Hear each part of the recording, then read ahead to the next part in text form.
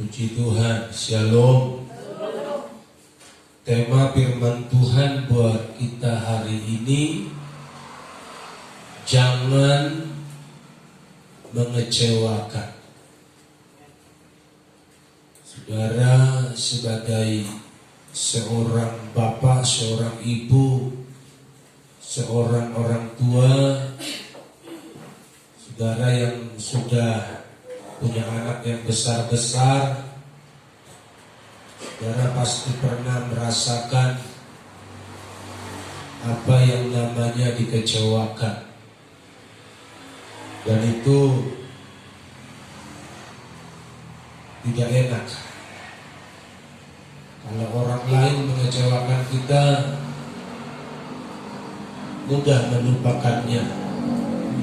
Toh kamu bukan siapa-siapaku, kira-kira begitu prinsipnya.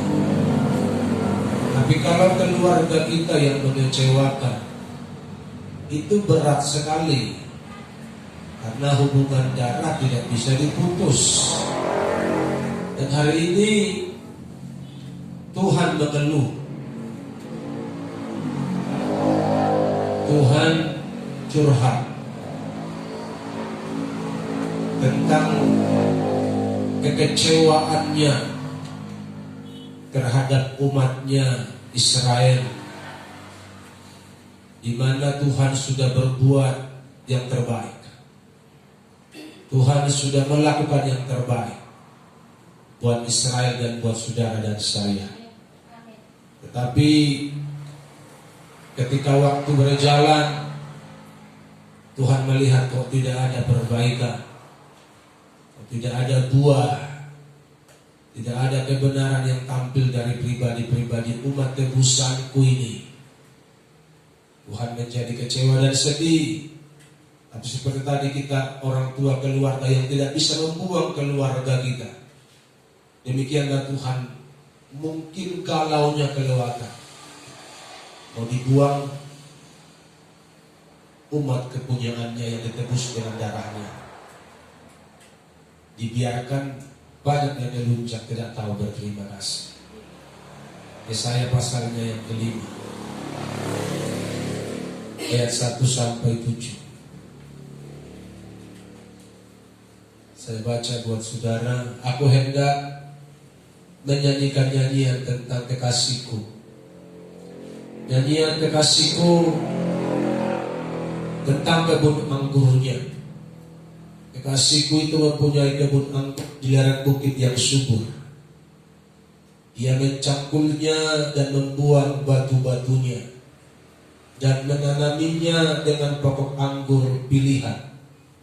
Ia mendirikan sebuah menara jaga di tengah-tengahnya dan menggali lubang tempat memeras anggur. Lalu dinantinya supaya kebun itu menghasilkan buah anggur yang baik. Tetapi yang dihasilkannya ialah buah anggur yang asam. Maka sekarang, hai penduduk Yerusalem dan orang Yehuda, adililah antara aku dan kebun anggurku itu. Apakah lagi yang harus diperbuat untuk kebun anggurku itu yang belum kuperbuat kepadanya? Aku menanti supaya dihasilkannya buah anggur yang baik.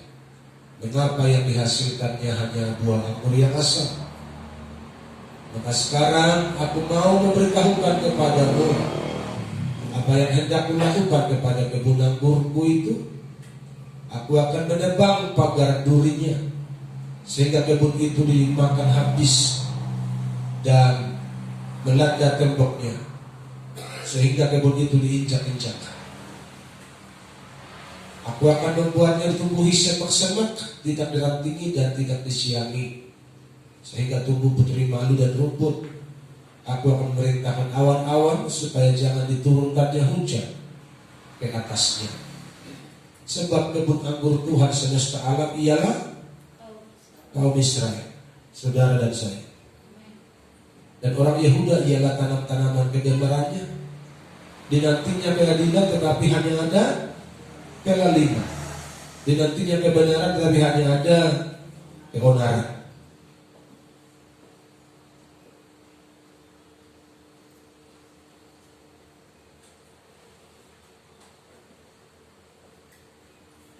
Makanya aku bilang kepada saudara, Tuhan mengeluh dan galau hatinya melihat kebun anggurnya yang mengecewakan. Kebun anggur itu adalah saudara dan saya. Katakan amin. Apakah lagi yang belum kubuat? Nahule yang besude na terbaik Tuhanmu. Itu kata Tuhan. Semua sudah kuberi, tidak ada lagi yang tidak kuberi. Prosedur pertanian yang terbaik sudah kulakukan. Tanahnya subur, dicangkul, digali, ditambor-tambori. Batu-batu yang menghalangi akar bertumbuh dengan baik dibuang semua. Dibuat menara jaga untuk menjaga supaya tidak ada gangguan-gangguan dari luar. Dan sudah dibuat tempat pemerasan anggur. Itu yang normal bagi seorang petani anggur, harus dibuat tempat pemerasan. Karena kebun anggur itu pasti berhasil. Apa yang ditanam itu pasti akan dipanen, dan panennya itu akan maksimal karena persiapan maksimal. Semua sudah diperbuat secara maksimal untuk kebun anggur ini. Semua sudah diberi Tuhan kepada saudara, apalagi yang tidak diberi. Yang tidak punya anak diberi anak. Haleluya. Yang tidak punya rumah diberi rumah. Yang tidak punya uang diberi uang. Saudara diberi uang sama Tuhan? Barangkali amin. Jangan tandakan di saudara tidak punya uang. Gak punya uang, Pak. Hah? Mas minggu kosong gak punya uang. Tuhan pasti beri yang terbaik. Amin. Amin. Kalau hari ini kering, besok dia basah sekali. Karena tak habis-habisnya rahmat Tuhan selalu baru setiap hari. Semua kebaikan-kebaikan sudah diberi sama Tuhan kepada kebun anggur tersebut. Tetapi begitu hasil diambil, begitu panen, kok beda? Kok hasilnya tidak sesuai dengan yang diharapkan? Inilah gambaran gereja Tuhan. Bertumbuh tertanam di gereja bertahun-tahun, bahkan puluhan tahun. Tapi hasil tidak sesuai dengan apa yang diharapkan Tuhan. Kenapa? Karena proses kedewasaan, proses menuju kesempurnaan tidak terjadi. Yang ada hanya apa? Pembusukan secara pelan-pelan. Kenapa terjadi pembusukan rohani secara pelan-pelan? Karena kesombongan rohani sudah mulai menghinggapi karena merasa sudah lama ikut Tuhan. Mudah-mudahan saudara tidak begitu. Terjadi pembusukan di dalam roh karena tidak sadar bahwa dia sedang jauh dari Tuhan, karena merasa lebih baik, lebih rohani dari orang lain hanya karena sudah menjadi lebih lama orang Kristen, bahkan mungkin sudah pernah terlibat pelayanan. Dengar baik-baik, itu bukan tolak ukur. Haleluya. Dari umur 22 tahun saya sudah menjadi hamba Tuhan. Sekarang umur saya 49 tahun. Sudah itu berapa lama saya melayani? Sudah karatan toh? Iya. Sudah karatan. Tapi saya masih merasa belum ada yang kuat bagi Tuhan. Tapi ada orang-orang yang hanya cuma bisa tahu nyanyi, WL, bisa singer, bantu gereja, tapi sudah merasa banyak berbuah. Sehingga dia tidak sadar di dalam roh mulai terjadi pembusukan karena orang-orang yang sudah mulai sombong rohani. Pada dasarnya orang ini tidak mau lagi mendengar nasihat. Kecuali yang menasihati dia pendeta besar, pendeta kaya, baru gak mampu nasihat sama orang itu. Kalau pendeta kayak gua nih yang miskin nih gak didengarin tuh. Ah, lu aja miskin mau nasihatin gua. Kan begitu. Semoga saudara nggak begitu. Haleluya. Asam anggurnya. Ini alasannya mengapa mengecewakan. Buahmu asam. Ayat 2. Lalu dinantinya supaya kebun itu menghasilkan buah anggur yang baik. Tetapi yang dihasilkannya ialah buah anggur yang asam. Mengapa asam?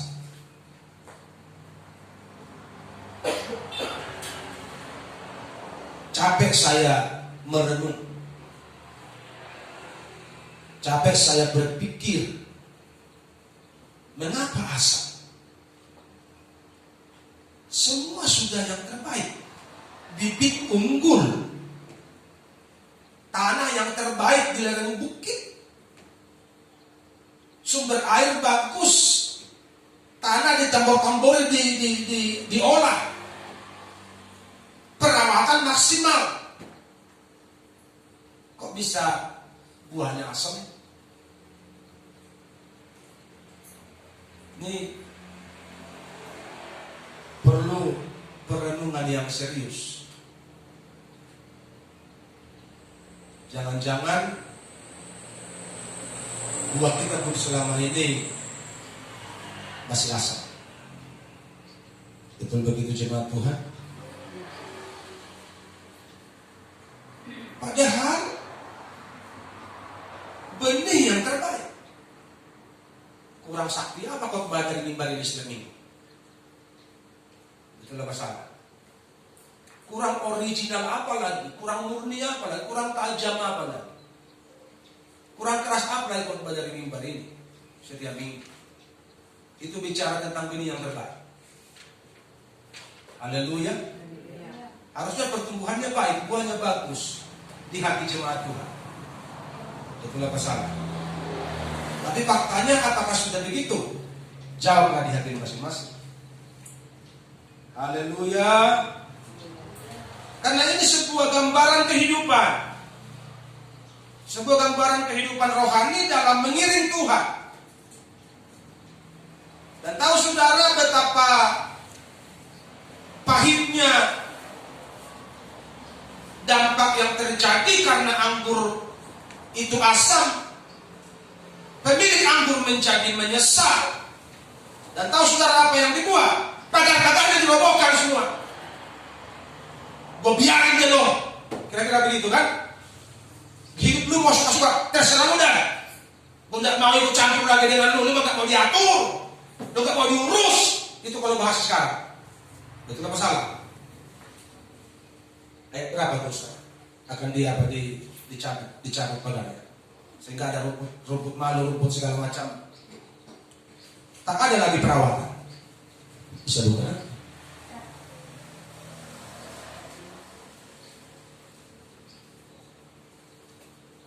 Aku akan membuatnya ditumbuhi ya, semak-semak. Tidak dirantingi dan tidak disiangi. Sehingga tumbuh apa? Putri malu dan rumput. Aku akan apa? Memerintahkan awan-awan supaya jangan diturunkannya hujan di atasnya. Ngeri gak? Ini ngeri kali. Saya beritahu kepada saudara hari ini. Kalau engkau hidup duniawi, hidupmu tidak akan pernah lebih baik. Kadang-kadang. Ini pesan Tuhan buat saudara dan buat semua pemirsa dimanapun berada. Jika hidupmu duniawi, engkau tidak akan pernah lebih baik sampai kapanpun. Tapi kalau engkau dekat Tuhan, engkau dijamin pasti lebih baik, lebih rohani, lebih sukses, karena engkau dekat dengan pemilik kebun anggur itu. Bahkan dikatakan firman Tuhan, awan-awan aja pun ditutup. Artinya tidak ada lagi kehidupan. Betul apa salah? Tidak ada kehidupanmu kalau kau jauh dari Tuhan. Makanya rajin-rajin di gereja. Haleluya. Tidak akan pernah lebih baik hidupmu kalau kau di luar sana. Karena di sana tidak ada kehidupan. Karena berkat itu dari Tuhan. Berkat Tuhanlah yang menjadikan. Kalau awan-awan sudah ditutup, dibatasi, tidak turun lagi ke atas kehidupanmu, maka keringlah engkau, pelan-pelan engkau akan mati. Haleluya.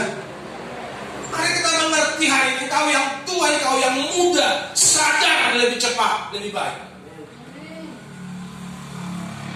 Haleluya.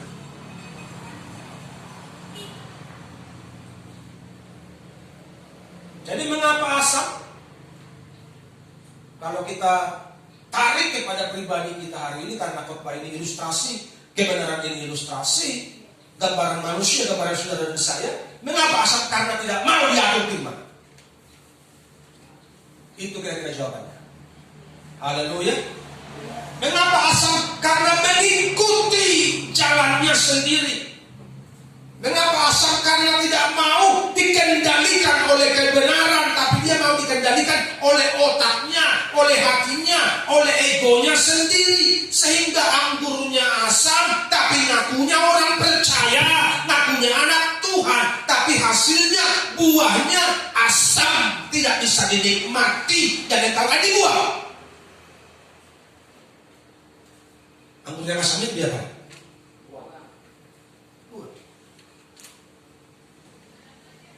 Kita sudah dibuang, tapi kita masih merasa punya surga.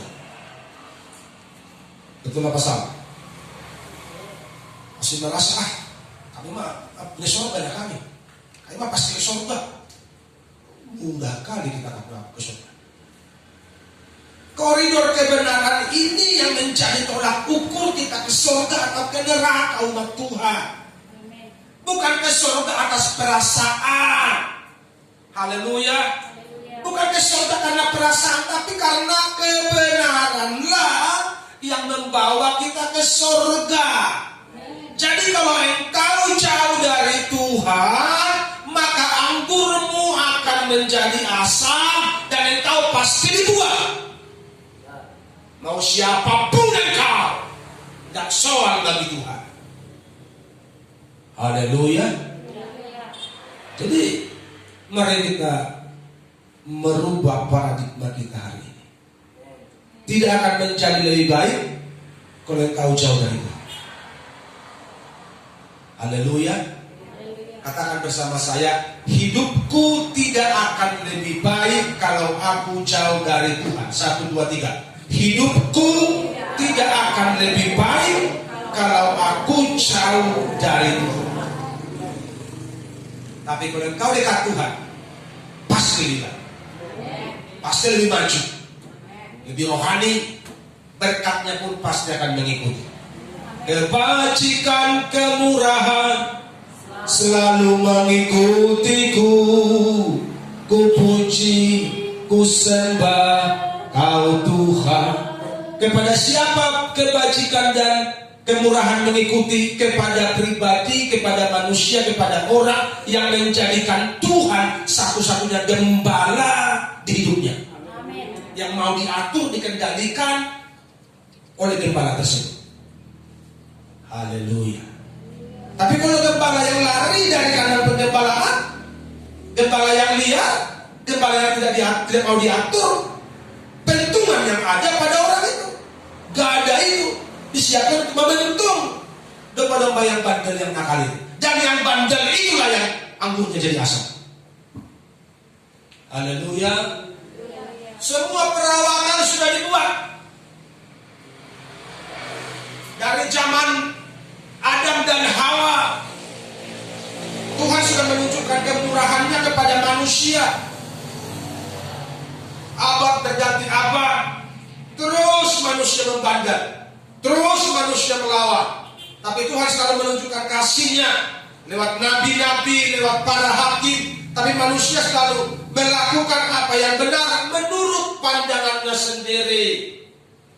Sampai Tuhan di sorga berpikir, dangadong bedalan, tidak ada lagi cara untuk menyelamatkan manusia yang kualat ini, menyelamatkan manusia yang kepala batu dan tegak tengkuk ini. Yesus turun dari ke dunia karena begitu besar kasih Allah akan dunia, sehingga Ia mengaruniakan anaknya, supaya barang siapa yang percaya kepada Dia binasa, melainkan beroleh hidup yang kekal. Yesus datang, ditolak, diusir, mau lahir pun tak punya tempat. Dia bertumbuh, diusir. Dia datang ke tempat kelahirannya, diusir. Dia melayani, diusir. Tapi orang-orang yang menerima dia, mereka mendapatkan mujizat. Orang-orang yang percaya kepada namanya mendapatkan mujizat. Karena kebaikan dan mujizat yang dilakukannya, ada banyak orang yang merasa tersaingi. Ada banyak pribadi yang merasa tersaingi sehingga mereka iri hati dan mencari jalan untuk membunuh tanpa pasal, membunuh tanpa satu kejahatan. Tapi karena hanya sekedar iri hati dan dengki, itu yang sedang merasuki manusia bahkan sampai hari ini. Kalau ada orang lain kaya, iri hati. Ada orang lain sukses, iri hati. Ada orang lain maju usahanya, iri hati. Perbaiki aja dirimu, engkau pasti maju. Haleluya. Tapi kalau kerja menggosipin orang, sampai mati hidupmu tidak akan maju, malah semakin bagi surut, semakin turun dan. Makanya kita perlu mengontrol hati dan pikiran kita setiap hari supaya kita tidak tercemar oleh dunia. Haleluya. Mengontrol hati, mengontrol pikiran. Tentu itu diwujudkan lewat pergaulan. Kalau hatimu terkontrol, pikiranmu terkontrol, bahasamu akan terkontrol. Ketika ada orang ajak kau menggosip, kau akan bilang sorry aku sibuk. Padahal kau gak sibuk, karena memang gak perlu didengar itu. Pulang ke rumah kunci pintu tidur.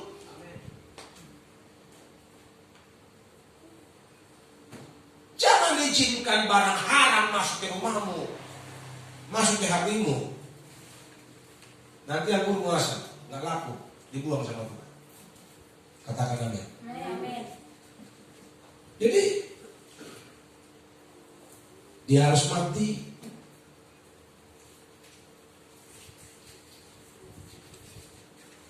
Keringatnya bukan lagi putih tapi merah karena sakit ketakutannya menghadapi kematian sebagai manusia. Karena apa? Karena cintanya kepada saudara. Karena cintanya kepada saya.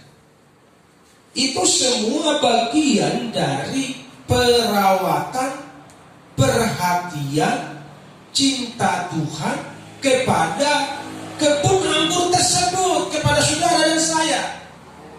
Haleluya. Jadi tidak ada lagi yang tidak diberi sama Tuhan. Ngadile yang besue. Semua sudah diberi sama Tuhan. Bahkan hidupnya, nyawanya pun sudah diberi sama saudara dan saya.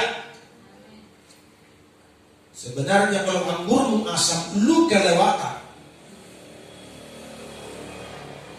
Tapi faktanya kan tertulis. Berarti banyak yang asam. Betul begitu kan?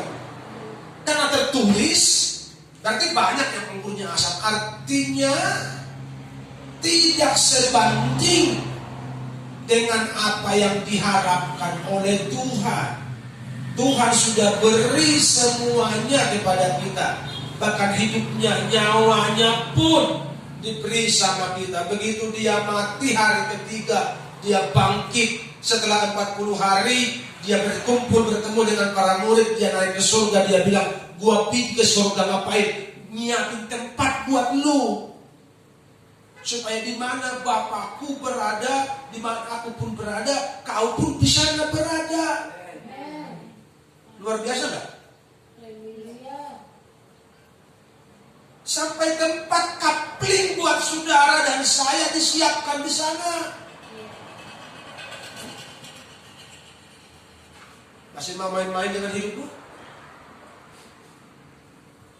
Serius dengan Tuhan. Haleluya. Serius dengan Tuhan. Waktu yang ada ini kita pergunakan sebaik-baiknya, serius dengan Tuhan. Yang perlu dikejar sekarang itu Tuhan, bukan uang. Haleluya. Saya ulangi, yang perlu dikejar itu Tuhan, bukan uang. Jangan sampai karena engkau mengejar uang, engkau lupa berdoa, engkau lupa kebaktian, bahkan engkau tidak ibadah.